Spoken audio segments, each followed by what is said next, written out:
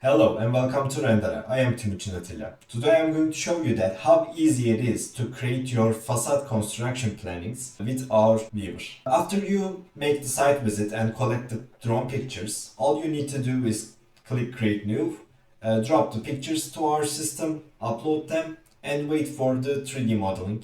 It will take short.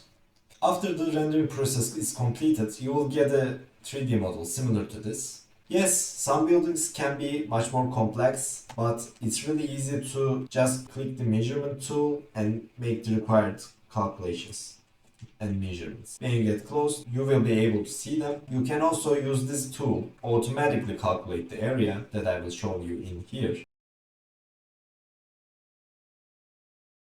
And yes, as you can see, you can easily calculate that this area is 515 meters. This roof is a cubical one, so the measurements are same for each facade area. With some simple math, we can conduct that. We need to cover 242.5 meters square for this building.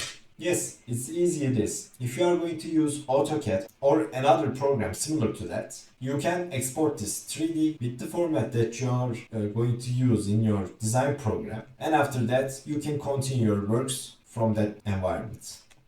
Yes, thanks for choosing Render'a.